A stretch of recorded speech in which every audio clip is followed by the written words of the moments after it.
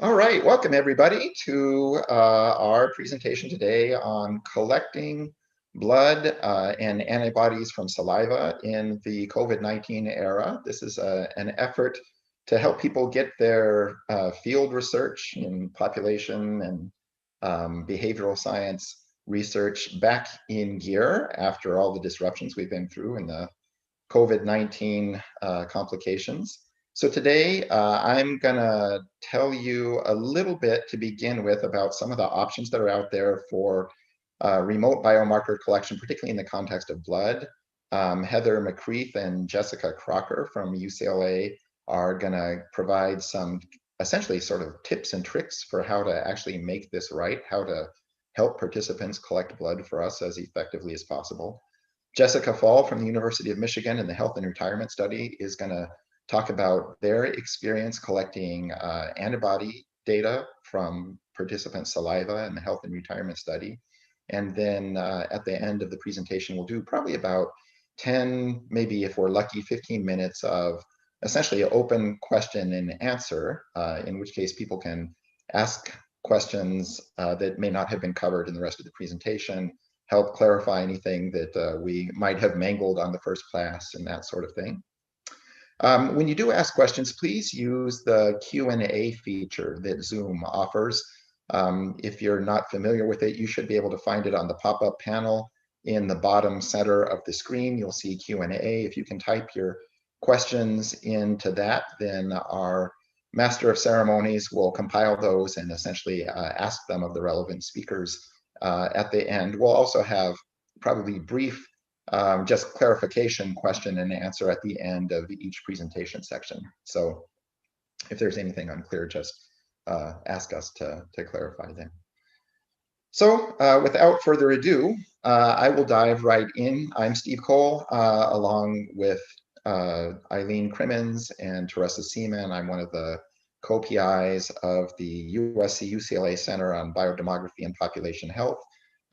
We're also involved in the NIA network on the measurement of biological risk. And we are going to share with you some of our experience helping essentially survey researchers. Previously were mostly interested in this kind of thing. Now we're all in this boat. But what we've learned from survey research trying to get biomarkers into population health research, and particularly the prospects for taking what we used to do with survey administrators and actually have participants take up the slack and do the sampling on their own. So we'll start with blood data collection. As you are all probably aware, it is possible for study participants to collect their own blood, particularly in the context of dried blood spots. That's traditionally how this kind of research has been done. If it's not possible to get a phlebotomist out to your participant, you can either have the participant or a survey administrator basically prick a little hole in the fingertip, and as the blood comes out, you can collect it onto filter paper. Filter paper essentially spreads the blood out and allows it to dry out very quickly, which seems catastrophic from a sort of a normal biology standpoint, but actually turns out to work out pretty well for stabilizing a wide range of blood biomarker parameters, or what in the assay community we would call analytes, things that you're interested in assaying. The reason this works is because the drying process actually inactivates a lot of the water-based and the enzyme-based processes that would otherwise lead to breakdown in various proteins and chemicals and other constituents of blood. So this actually is a surprisingly preservative general strategy.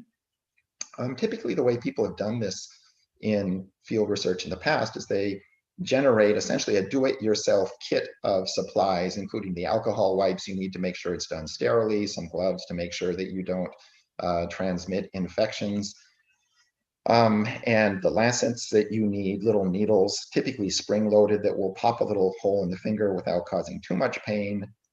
It is possible, though, these days to use prefabricated kits for this kind of thing, as well as little kits, little devices essentially, that allow the participant to drip blood not onto filter paper sort of one drop at a time, but into little vessels. So I'll show you more about this in a minute, but this is one of the devices for that kind of thing called a HemaSpot, where if you prick a hole in people's fingers, you can drip the blood into the center of that little clear plastic reservoir there, and it will dispense the blood onto a little filter paper that has this kind of asterisk or star shape in the bottom, is kind of suspended so it can dry out easily. In all of these cases, we want to help the blood dry, ironically enough.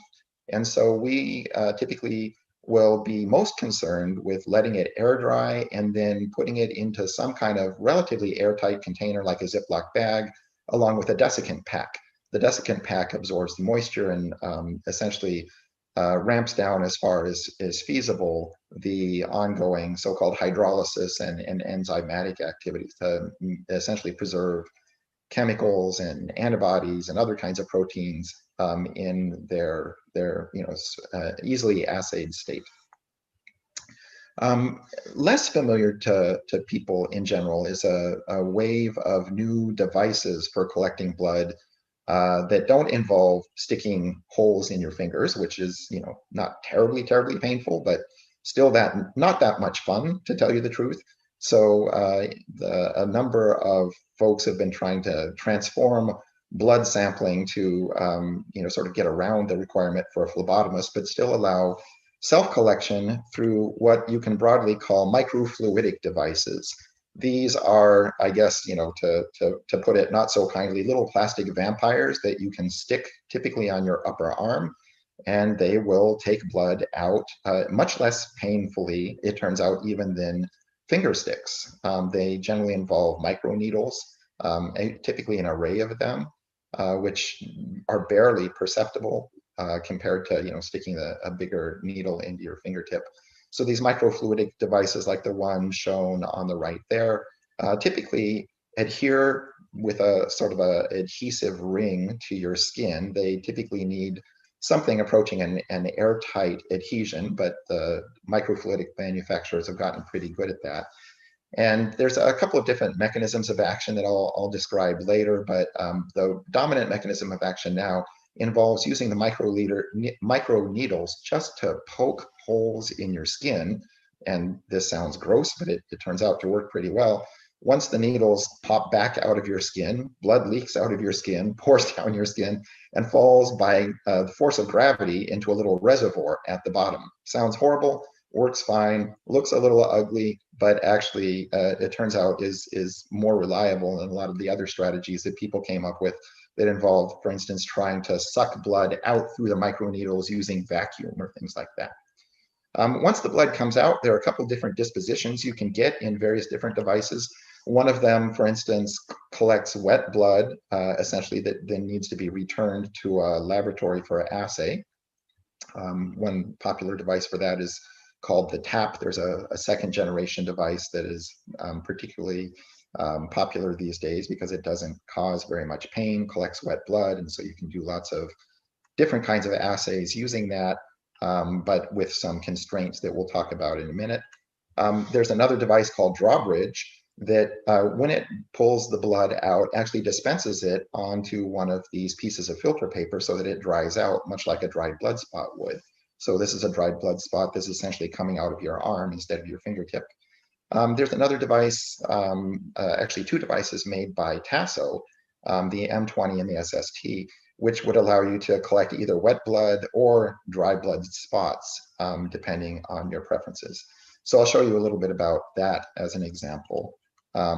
First, though, let me show you the HemaSpot device in a little bit more detail. This is the one that is designed to help people essentially collect data from fingertip. And you can see the reservoir there with a little hole in the middle. The blood drips through the hole, falls on that star-shaped piece of filter paper like this, and that star-shaped filter paper wicks the blood out with lots of edges for it to dry out with, and that helps that helps basically speed the desiccation process, speed the sort of extrusion of water and the denaturing of the enzymes that would otherwise lead to kind of breakdown in the chemicals. So it's pretty simple. You drip the blood in, wait a minute for things to sort of start desiccating well, and then you can close the lid right then and ship it to the little container actually has a pack of desiccant in it, so you don't even need to worry about that yourself.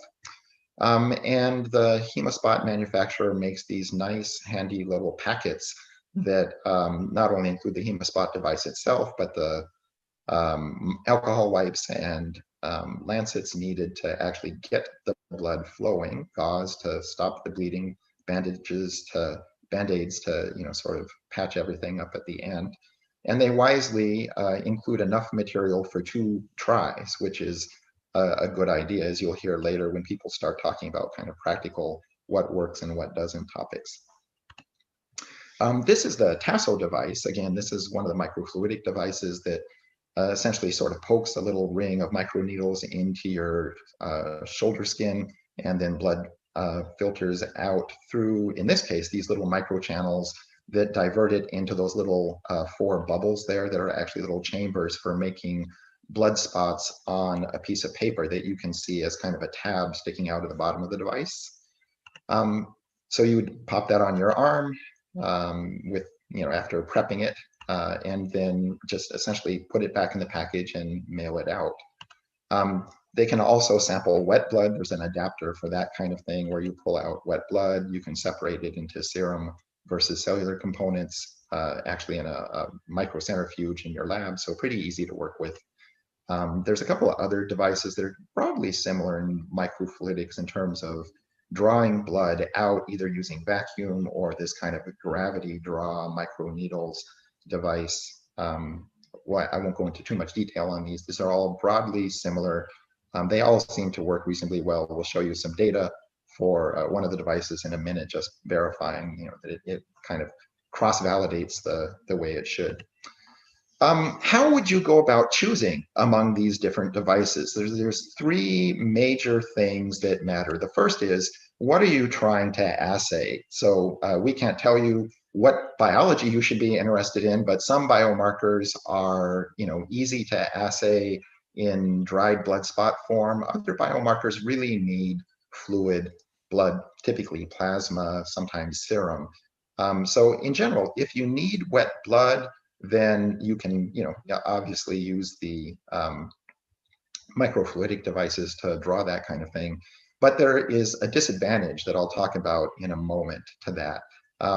Otherwise, if you don't need wet blood, it's generally to your advantage to use dried blood, both because it's cheaper, and for the moment, in a moment, I'll talk about kind of biologically why there's a disadvantage to having wet blood, especially if the participant needs to return it to you through the mail.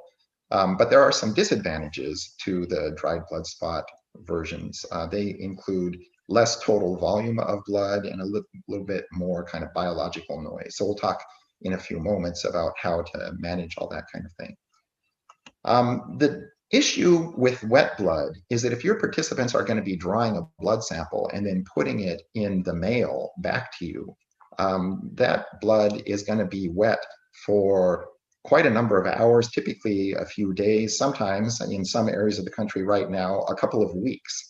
So wet blood cells are still alive, but as time goes on, they become progressively less happy.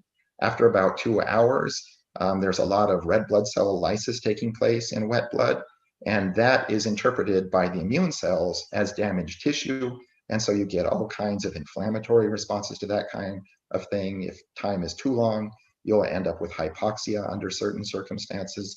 And both of those will cause the biology of the blood to change from the state it was in originally in the body. So that's what makes dried format blood collection better than wet, particularly for things like plasma cytokines or RNA that could plausibly be ramped up and produced de novo by cells once they're out of the body. Some biomarkers need temperature control. Jessica Faul will talk to us about how they've managed that in the context of antibody data collection from field sites. So that's a manageable issue as well. But one of the things that you need to take into account, because it is one of the drivers of this kind of shipping drift that takes place as participants are mailing samples back to you. So I covered this before. You might seriously consider, if you're doing data collection in a localized environment, to actually have your research assistants recover these samples in person or by using some kind of a TaskRabbit-like courier service that can help you retrieve the samples instead of letting them wend their way naturally through the mail system. There are also some cost versus convenience trade-offs. So lots of people focus on the expense of the devices themselves, and some of those microfluidics devices in particular are a little bit pricey per unit, like in the $20 to $50 range. But there are some trade-offs for that price in terms of convenience. So there's an array of different options. I won't go into too much detail, but just be aware that non-device expenses often dominate the total cost of biosampling. So be sure when you're considering the options that you're interested in to account for the cost of shipping out and back of the sample in the collection kit, account for the cost of staff time in the shipping operations itself. Some of these microfluidics and just general logistics services will actually do that work for you. So you can actually send devices to them, they'll ship them out to your study participants, they'll pick up the devices when the sample's been collected and return them to either a centralized repository or directly to your laboratory. So be sure to check in on that kind of thing and see whether that might actually in the long run be less expense and hassle than paying your own staff to do this kind of thing. Also be aware that there are differential assay costs for these different sampling modalities, particularly for dried blood spots, which have a smaller sample volume just physically, and so as a result end up being a little bit more expensive to assay. One of the other issues that's less concerning now, but just be aware that it's out there for some devices, some of the older first generation microfluidics devices depended heavily on the ability to create an airtight seal and a vacuum on the skin. Their vacuum mechanisms had an expiration date on them. Most of the microfluidics devices are now trending away from that kind of mechanism, so it's not so much of an issue right now. But be sure, if you're working with one of these microfluidics devices, that you verify what its expiration date is, so you can take that into account in your ordering system. Okay, so with that, I'm gonna actually turn it over right now to Heather McCreath. We have Yes. one quick question. Oh, sure, happy to about take whether it. the microfluidic devices are appropriate for use on infants. Most of them are not, but I wouldn't say they're impossible. As you might imagine, for regulatory purposes, no device manufacturer wants to say you can use my devices on infants. As you also know, we have a long history of poking needles into infants' heels to get blood spots that way. So my general, the more I think about it, the microfluidics devices aren't going to work even for young kids because they need a contact area with skin that I think is bigger than you can find a flat spot on most infants for. So I would say probably not in first pass.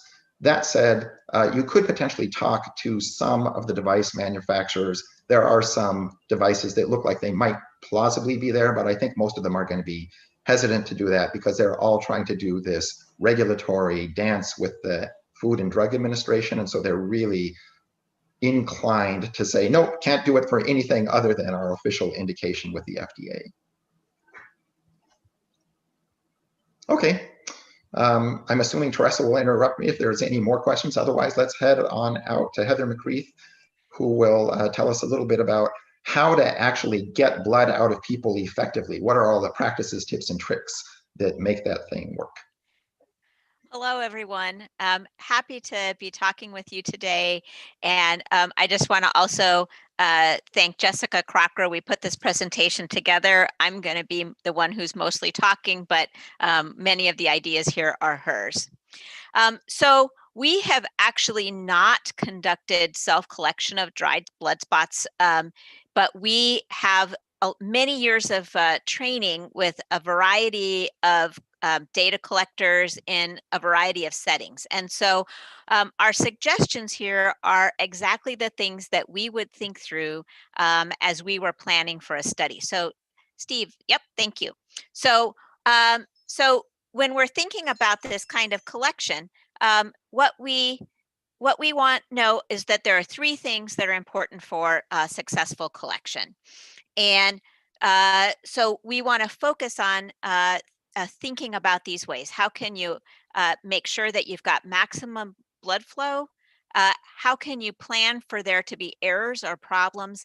And then really thinking about the specimen handling after collection. So Steve's talked about some of that already with the way that we're thinking about shipping. Next slide. So so when thinking about this, we thought that these were some areas to really rethink some of our standard protocols. And the choices that you make for the suggestions that we're going to be making really have to do with two things for your study. First, how critical is the dried blood spot? Is it a primary outcome? Is it a secondary aim? So do you have to get a specimen from everyone to make your study successful? And second, you best know your population of participants.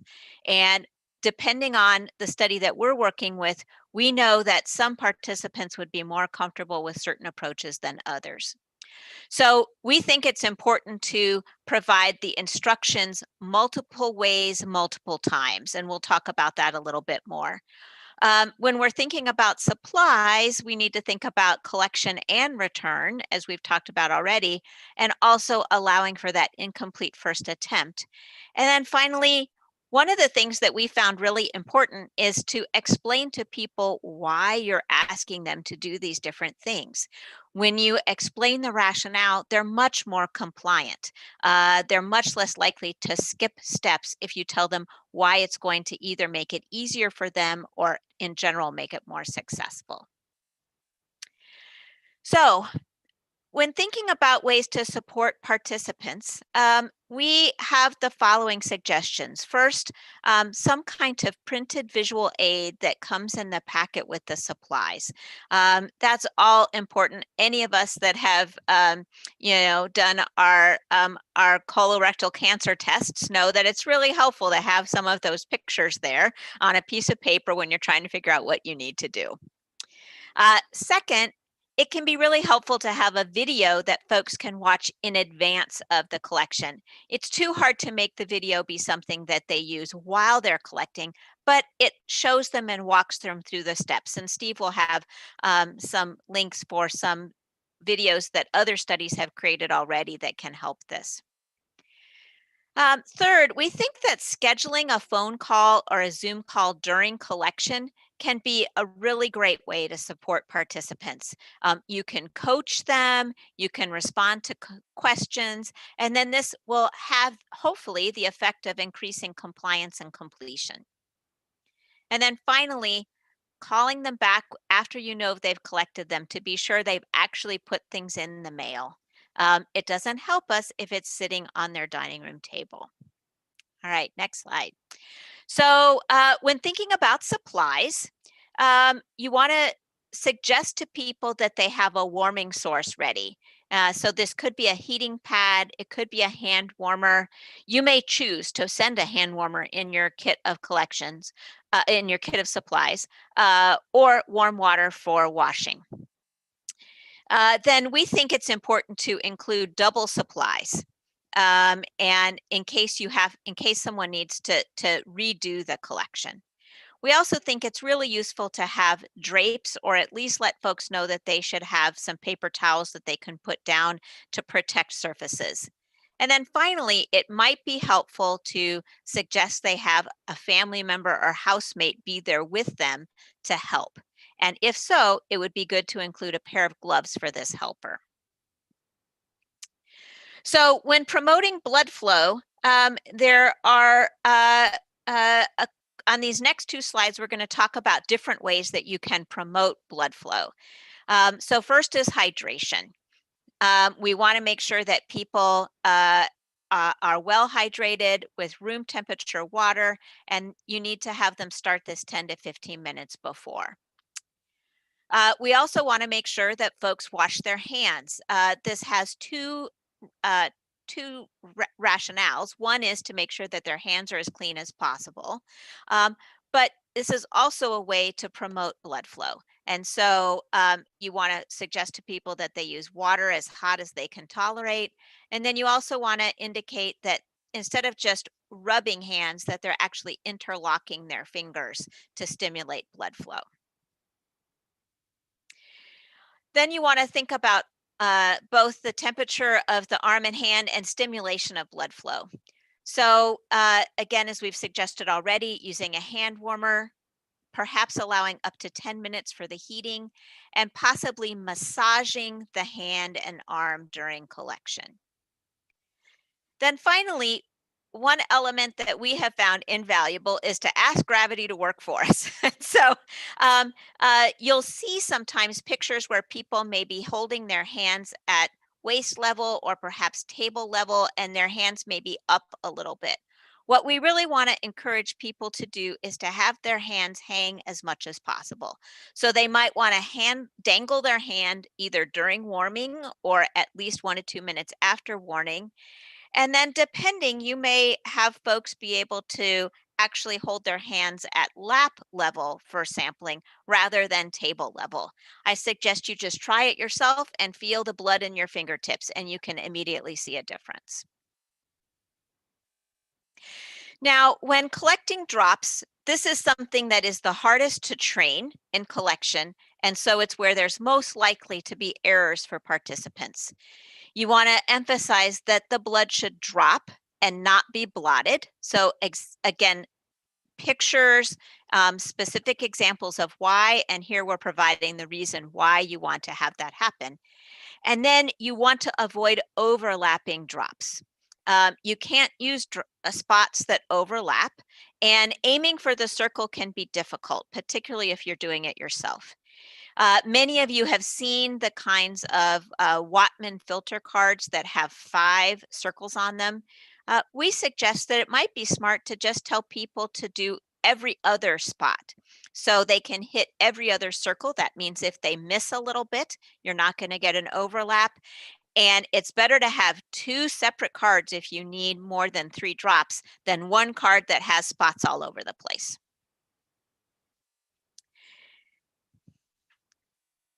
Next slide. Thank you. And then after collection, we want to think about 2 things. We want to think about a safe place for the specimen to dry. As Steve's already described, drying is very important for effective and useful specimens. And you want someplace that's open, away from spills. We've had that happen for sure. We've lost a specimen because somebody knocked over a glass, but also away from kids and from pets. So we provide 2 options here. Either ahead of time, you can instruct somebody to find some sort of box that would work, or you can potentially find a foldable box that can ship flat and then be assembled by the participant. And then you need to look at your return mailer, and you need to think about not only the DBS card, but potentially all the lancets. I do want to indicate that a lancet is a sharp, and at least in California, you need to be careful about how you dispose of that. We're still investigating some of the ways in which that can be done, but it may be that you have a small container that you have the lancet go into, and that goes in the same container with your card to ship back to you. Thank you.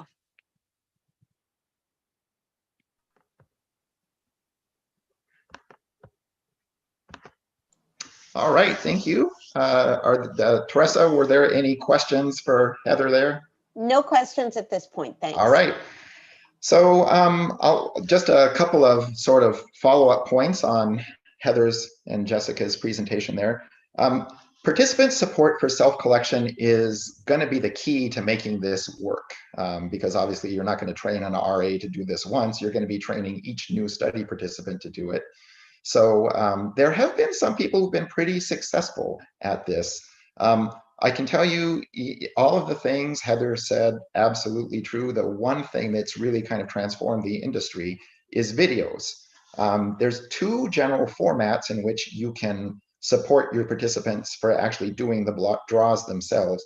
One is many of the device vendors actually have made their own helpful videos. So here's links to one for a microfluidic, one for a HemaSpot, sort of dried blood spot, finger dropping techniques. But what really works best, if you can possibly pull this off, is to create your own custom study branded video, particular for your own study.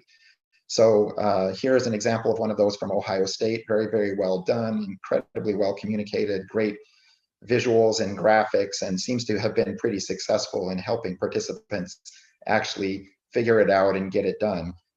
The reason the custom study branded videos have advantages is, one, they can provide much better coverage of the particulars of your study and the sort of the quirks.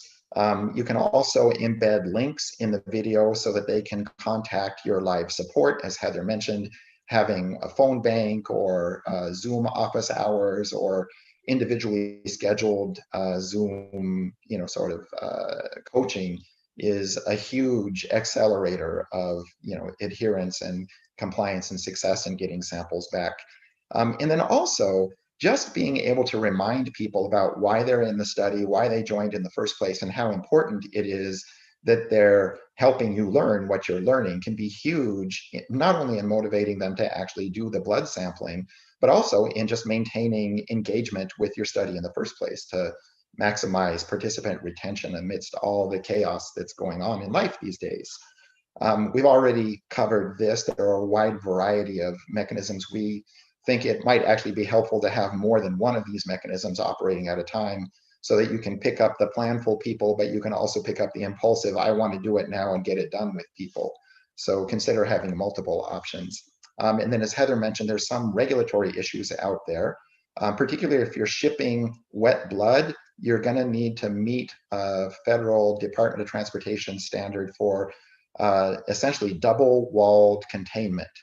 Dried blood spots themselves, once dried, are considered non-hazardous, but wet blood needs to have specialized collection. So, basically don't just tell them to throw their, tube in whatever mailer they can find and send it in. That's going to get you in trouble pretty quick. As Heather also mentioned, it looks like, at least in some jurisdictions, we'll need to return the lancets used for poking people. That's an area that is under active consideration because the idea of sending lancets through the mail is itself kind of crazy. So there's a little bit of inconsistency here. One of the things you can do, though, is you can look to the vendors for the latest guidance. The vendors are highly motivated to get regulatory compliance as high as it can be because they're on the FDA's radar right now. So, for example, Tasso and HemaSpot manufacturers have regulatory FAQ pages on their website that can help you sort through all that kind of stuff. So you've gotten the sample. Does it actually work? Well, the headline is it works, but it works best if you attend to a few kind of details and issues.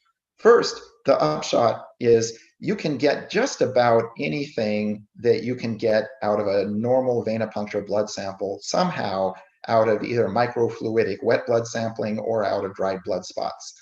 So one way or another, just about everything you can get technically can be assayed. However, it turns out some things work better than others, and everything works better under certain circumstances than others. And so we're going to try and give you some kind of advanced perspective on what those issues are so you can manage them in your own study.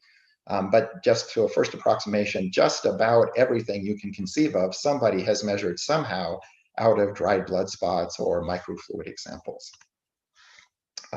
Here's an example of a frequently used biomarker for metabolic function, particularly in the context of diabetes studies, hemoglobin A1C, run by a team that has quite a lot of experience in this. This is actually published out of the USC-UCLA Biodemography Center's research group, showing that if you sort of collect data using the standard venipuncture assay and in parallel collect data by dried blood spots, you can find actually a pretty tight correlation, a correlation about 0.99 in absolute magnitude. So that looks pretty good under the best of circumstances. Some analytes are highly, highly reliable. Here's another example in the context of a recent popular topic, assaying antibody levels for the SARS coronavirus 2 in the context of COVID disease monitoring and population health surveys. So on the left there, you can see that it validates quite well with respect to PCR testing.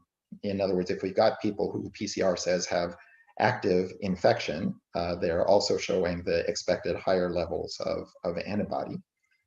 You can see again a pretty tight correlation between serum-based measures of this and dried blood spot-based measures, again in the hands of one of the most experienced researchers in this area, Tom McDade's group at Northwestern University. You can also get genomics-based data out, either for transcriptome profiling, for RNA measures, or you can do genotyping out of these kinds of samples. And again, results correlate reasonably well by, sort of with venipuncture blood samples. You may feel like 0.72 correlation out of dried blood spot is not that super awesome, but it's better than having zero correlation because you didn't collect any data at all. And so in a moment, we'll talk about how to kind of overcome the higher noise that is just intrinsic to some of these sampling modalities. But the take-home point is it is feasible, and if you do the analyses and study design and technical noise management in the right way, you can actually get pretty good success. So here's the big issue, particularly with dried blood spots and to a lesser extent with microfluidic devices, and that is, in general, we're going to be getting less blood than we would have from standard venipuncture blood samples. And the implication of that is less smoothing of both biological variability and less kind of being centered in the sweet spot of the assay method itself. So typically, if you think about this quantitatively, dried blood spots, you're going to be doing probably about 50% higher signal to noise ratio, higher, sort of, let's say, replicate variability and coefficient of variation. Typically for these microfluidics, you'll be closer to maybe, sort of 25% greater, 25% poorer signal to noise ratio or higher replicate variability. That is intrinsically a byproduct both of the greater difficulty assaying these smaller volumes, but even more so greater biological variability, just because you're smoothing over a smaller biosample in the first place. So kind of by law of large numbers, you just don't get quite as smooth results. There are some additional complications that come from, sort of, you can think of them as the quirks of human physiology that end up stressing even more so the assay system, particularly things like hematocrit. So you can see dried blood spots there coming from people with just simply different densities of cells in their blood. So on the left, you can see someone who's got very few cells, a lot of plasma, but not a lot of cells. And that kind of variability across the individuals is going to end up being variability in your data set. So trying to make as uniform as possible the amount of hydration in people, for example, through the methods that Heather was talking about, turns out to be helpful at this stage downstream. One of the other important things that you can do to deal with these situations is just take it into account when you're powering your study, bump up by 25 to 50% the sample size if feasible, and that will allow you to essentially kind of smooth it out on the data analysis side, even if you can't manage the intrinsic issues. Another thing you can do is collect data on the performance of your sampling and shipping system and take that into account when you are doing data analysis, and also implement techniques both in terms of training participants and in terms of managing sort of data collection in the first place that can help you avoid compounding this intrinsic biological noise with additional kind of study procedural noise. And we'll talk a little bit about that in the next few slides. Finally, another thing you can do is make sure that the assays are actually performed by a lab that has a fair amount of experience with these small volume samples. There are several labs we'll point you to on a slide at the end that are sort of long experienced and sort of nationwide, to some extent, international go-to labs for doing, for instance, assays of dried blood spots or other low volume samples. one of the advantages they have because of their volume is they tend to run higher sort of, just routine quality control monitoring. And so they have a better sense of when manufacturers have changed antibodies in an ELISA or something like that, that if you're only doing the assay 1 or 2 times a year or something like that, you may not be as aware of it. So high volume has some advantages, both in terms of experience and in terms of their ability to sort of suppress what you can think of as assay level technical noise. And then finally, in data analysis, there's a couple of hints. I won't go into too much detail in the interest of time, but to make a long story short, there are things you can do mathematically on the data analysis side to also reduce the intrusion of what we'll call spurious, unwanted nuisance noise into the data set, so that you've minimized the total noise down to, sort of the minimum necessary due to biology or these other kind of assay challenges. There are also issues with the lower limit of detection. So because you're assaying a smaller number of molecules of whatever analyte you're going after, you're always going to be in the lower range of what the assay systems are used to or optimized for. So that, again, has a sort of an implication mostly for not pressing your luck and believing that you can achieve numbers smaller than you actually can. So most of it has to do with kind of trimming your claims and being careful in data analysis. Here's how to avoid compounding the noise problem. So Eileen and Teresa and the rest of the UCLA Center have spent a fair amount of time auditing different assays, different procedures to determine what leads assays to be noisy and what leads them to be reliable. One of the biggest drivers, and this is actually recently published in a paper that Eileen did with, I believe, probably the Health and Retirement Study, possibly, where they were looking at dried blood spots and the various procedural variations that take place. As Heather mentioned earlier, things like overlapping or smeared blood spots are considered suboptimal. Having multiple drops, various kind of, you can think of them as anomalies relative to the ideal of a dried blood spot. It turns out the thing that is most uniformly damaging, the thing you would like to minimize as a study team, is the incidence of small suboptimal size blood spots. So here's an example. The spots at the top are about what you'd like to see on your dried blood spot. When you're getting down to 40 or 30 microliter spots, incompletely filled, sort of spot perimeters, that's when things start to get dicey. And then when you're down there really at the bottom with, sort of only partially minimally filled spots, I can tell you that is total chaos for every assay that you're going to want to do. So the most important thing to do is to make sure that that chaos data doesn't contaminate the rest of your data set by having somebody actually look at these spots when they come in and give them a score. The score doesn't need to be fabulous. It could just be optimal versus suboptimal, or you could do, a 4-level score like the 4 you see there. But collecting data in the process before you actually punch up the cards or cut them out to do the assays can be pretty helpful down the line. The other major thing besides assessing spot quality and taking it into account in data analysis is minimizing shipping time, particularly shipping time out of the freezer. There are some analytes like C-reactive protein or hemoglobin A1C that are relatively robust to this kind of thing. We've had pretty good luck with RNA, surprisingly enough. But there are lots of chemicals in particular that do not preserve well over time. So once you get past about maybe 1 to 2 or 3 days of shipping time, you're out to 4 days, a week, 2 weeks. That's when you can start really seeing significant drift from the original value. So the final interpretive caveat I'll leave you with is that traditional venipunctures sample venous blood, finger sticks sample capillary blood, and these are not the same things biologically. So you'll want to take that into account. They are pretty similar at the level of protein and chemical content, so differences there are generally pretty modest.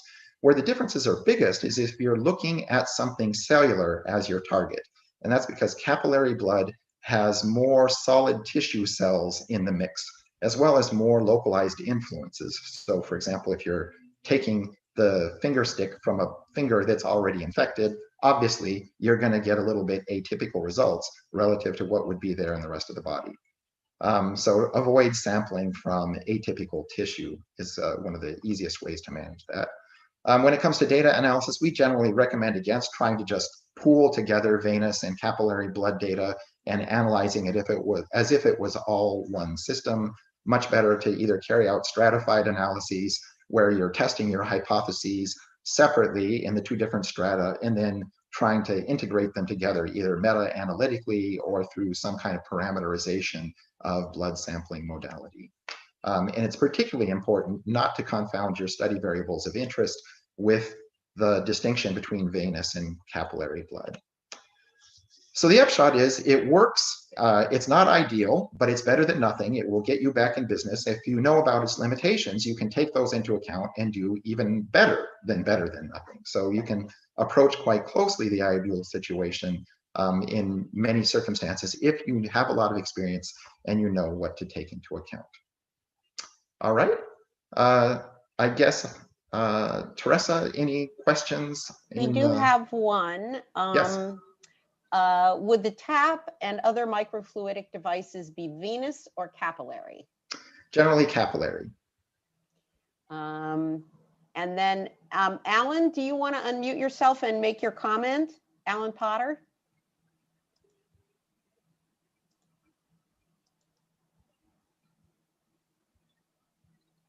Or Hi.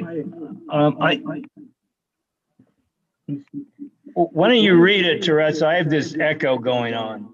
okay. So I'll read the question, and then Heather put a note up that she wanted to answer. You said to address the DBS spot size, etc. issues could be helpful prior to mailing DBS to receive a photo during the Zoom of the front and back of the DBS card to ensure that a full-size spot has been collected and filter paper is saturated versus a new DBS card. Heather? Yeah. I had nothing to add. Thanks. Okay. All right. With that, let me turn it over to Jessica Faul from the Health and Retirement Study to tell us about their experience with remote data collection on antibodies in the context of the Health and Retirement Study. Thank you, Steve, and hi virtually everyone. Today I'm going to talk a little bit less about COVID antibody test in particular, because I know last week you talked a lot about the technical parts of those methods in different tissues. So here it's going to be less about the why and a little more about how we got to where we did and how we're actually doing it, because for us it involved both a new collection device and a new shipping method. Go ahead, Steve. So for us within HRS, we needed to come up with a test that was well tested and had good sensitivity and specificity that could easily be self-administered and used with a field collection protocol and the associated delay in processing. So we coordinated with Bharat at the University of Minnesota, his Advanced Diagnostic Research Laboratory, to help us come up with a strategy using an ELISA format. Go ahead. So the first thing we had to figure out was how we were going to collect it. So we had done venous blood collection in the field prior to this, and that is what's normally used to collect serology for antibody tests. But obviously it's not ideal for population-based screening applications when you can't go into the field yourself, because it's difficult to collect. People can't do it themselves, and it usually requires more expedited processing than we thought we'd be able to do here. In our sample, we usually get about 65% of people consent to a venous blood collection. So this would be a separate visit by a phlebotomist at their home. But again, because of in-person restrictions during COVID, this wasn't an option for us. Next. DBS, I know you guys talked about last week, is also an option, and we did this in our survey for a decade. For the most part, we had done interviewer-assisted DBS collection for all the reasons we talked about today. Just a lot of technical issues that we were working out during that time about how best to collect it and what the effects were on assays downstream. We had really good consent when we have an interviewer there assisting, and some issues with quality. And the one time we had done it in a self-administered mode where we had mailed a kit to people, we got about a 50% consent rate for self-collection, and that was among diabetics. So for this purpose, we were a little nervous about going that route again because we wanted a higher response rate than we achieved with our one attempt at self-administration for DBS. Next. So then we decided to turn to saliva. We routinely collect saliva for DNA, so we have experience here. We get a really high consent rate. It's usually quite easy for people to do. And we thought if we could get a valid COVID antibody test with some sort of salivary fluid, this would be the easiest for respondents to administer on their own. Go ahead. So what we ended up using was an OraSure kit. This is an FDA approved kit for the collection of viral antibodies. It's obviously amenable for self-collection. It's quite easy to do. It only requires a few minutes. And technically it's not a saliva test. It's an oral fluid collection kit. So that little blue stick has a sponge on the end of it. And for the best method of collection is not just to stick it in your mouth, but actually to swipe your upper and lower gums 5 times on each side, top and bottom, and then hold it in your mouth for 2 minutes to absorb extra fluid. And then you put it back into that container and break off the stick. And it has a lid and some fluid on the inside to preserve the sample. It's a relatively inexpensive kit. It's only about $4. Go ahead. So the advantages here were that it was easy for the respondent to administer themselves. It's inexpensive. We were able, with Bharat's help, to achieve the same sensitivity and specificity as blood. It has a low limit of detection. So similar to blood, you don't need a very concentrated sample in order to detect the antibody you want. The only thing we didn't know was the shipping stability. So the manufacturers of the OraSure kit say that it is stable at room temperature for 21 days. We've learned from experience never to believe those things, so we tested it ourselves. And I think Bharat talked about it last week, but the gist of this was it needs to be cold. So you lose about 20% of your sample if it is at room temperature, but you can remain fairly constant if the sample is held at 4 degrees Celsius. So that is what we needed to achieve with our protocol. Go ahead. So we did a lot of testing before we decided what our protocol would be. We assumed we would use 2-day shipping to try and get it from the respondent's home to the lab in a fairly expedited way. So we needed to figure out how to keep this sample at 4 degrees Celsius for 48 hours.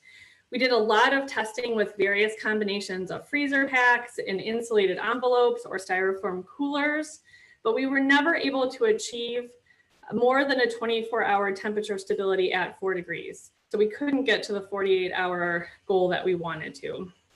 We also had concerns about asking respondents to freeze the specimen in gel packs overnight. That would have been a slightly bigger ask other than to just collect a sample and ship it back to us.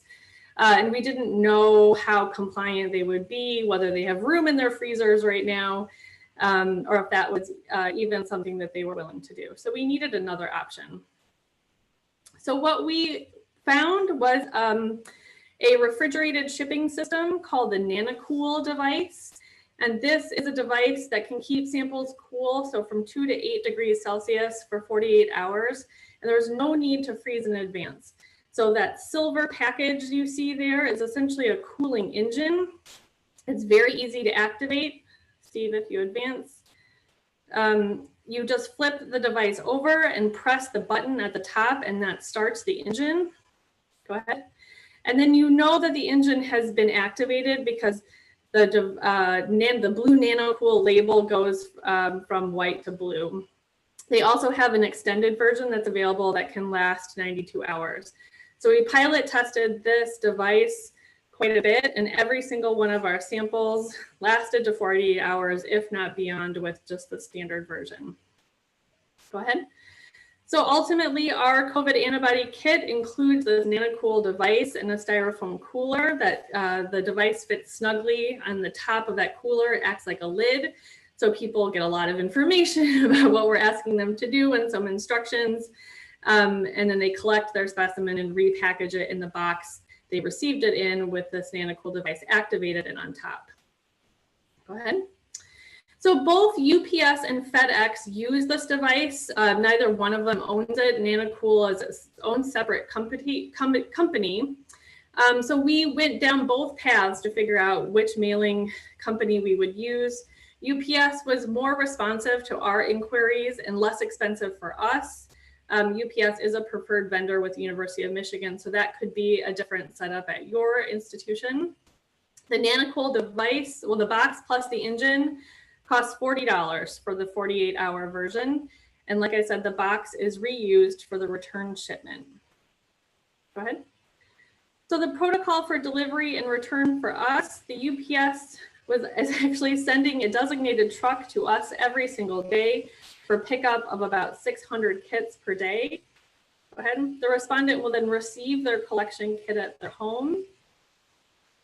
On the first day, they will call a special 1-800 line at UPS for the same or next day pickup at home. So we've prepaid for the return shipment back to the lab in Minnesota and the cost for a home pickup. There is the availability of a Spanish language line. And so this is a special returns line. This isn't just calling UPS, the general line. This is a special line for projects like this. So right now, online requests are not possible.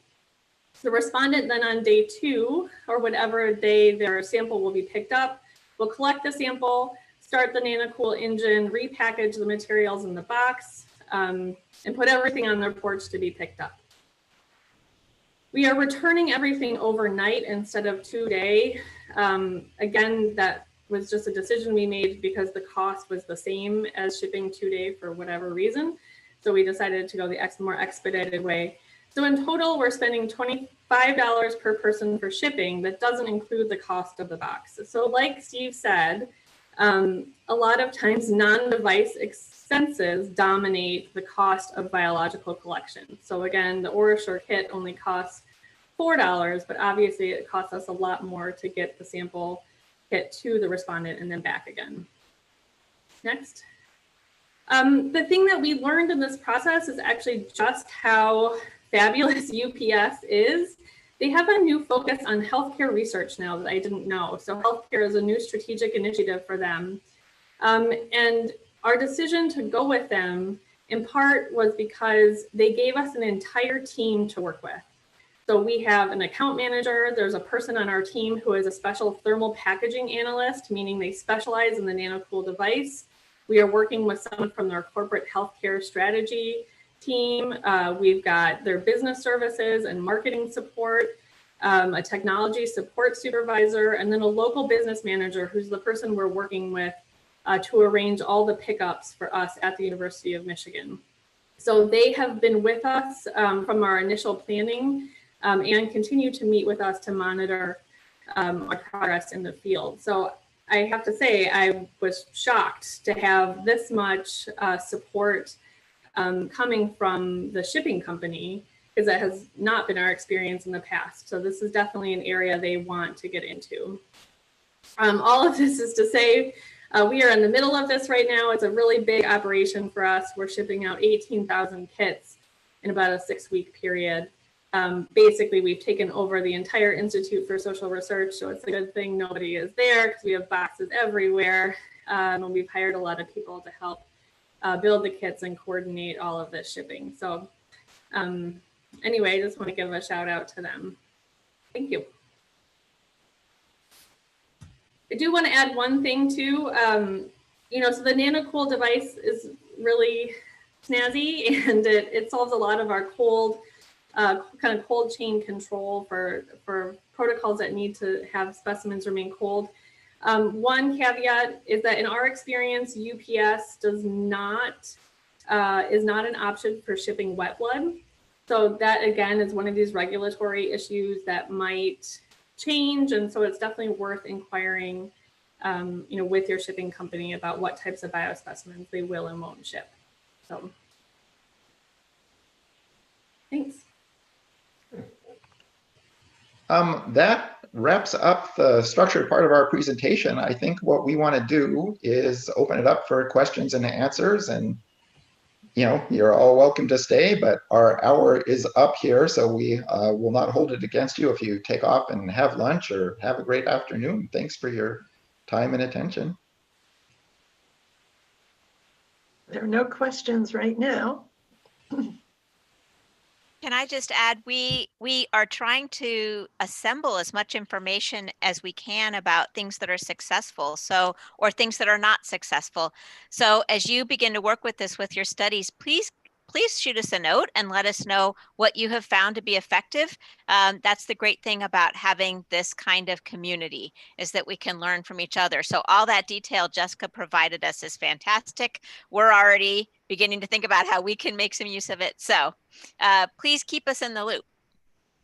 So there's a question, Jessica, would UPS not ship wet blood even when packed in styrofoam and double layered? My understanding is no. They will not. They will ship dry blood spots and saliva, but they won't ship whole blood. All right. So there's a question about what was last week's presentation, and I can answer that. So we had 3 presenters last week on measuring COVID-19 antibodies. And that is available on our website. And Bridget Gooseby asked again, will this presentation be available? And yes, it will be on our website. It takes a few hours, but it will come up later today. I'm not getting any more questions. So maybe we want to sign off? Sounds good to me. If you guys have any more questions. Oh, there is one question from Yeah. Rosie Shroud. Yeah. Yeah. When doing daily studies, can participants send all their dried blood spots for CRP back at once at the end of the study, or do they need to send the spots back each day? That's a good question. Yeah, so for CRP, the prospects are better. I mean, nobody wants to say, yeah, that's the best thing to do, right? But the reality is CRP is pretty stable. There's lots of particularly chemical analytes, especially in the area of cholesterol, which are not stable. And so you wouldn't want to do that. CRP, you've got a better shot. That said, I wouldn't push your luck more than, a week or something like that. So it depends on your study. If you're thinking of 6 months of collection, probably not the best way to do it. Even a week is starting to get long. Yeah. We've all learned. So the trick for saving this stuff, we have done pretty crazy things. Like we had an anthropologist collecting stuff in the backwoods of Nepal, and it was going to take a month to get out no matter what. And the key to this is the Ziploc bags and desiccant. So the way to maximize the odds of success there is just to make sure that they don't leave the spots at room temperature the whole time in the room. The best thing to do is to retire the spots into a Ziploc bag with a desiccant each time you draw, basically. And once they're in there, they're relatively safe. After it's completely dry. Completely dry. Completely dry. Yeah, or you can use those HemaSpots, which have their own desiccant. Alan Potter has done millions of dry blood spots, and I'm sure if he were not echoing, he would come on here and echo quite loudly about all of these things. Yeah. We have gotten many notes from Alan about bad spots coming to him. And it matters. So I think maybe we can sign off. Thank you, everybody. We're gonna. And the URL at the bottom will have the video later. Thank you all for your time. Thank you. And good luck with your research. Yes. Bye. And we are here to ask questions of and